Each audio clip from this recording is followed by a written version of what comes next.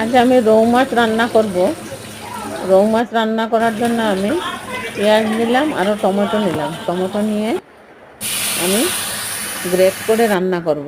তো আপনারা সবাই আমার সঙ্গে থাকুন প্রথম থেকে শেষ পর্যন্ত আমি কিভাবে রৌ মাছ রান্না করলাম। ধন্যবাদ।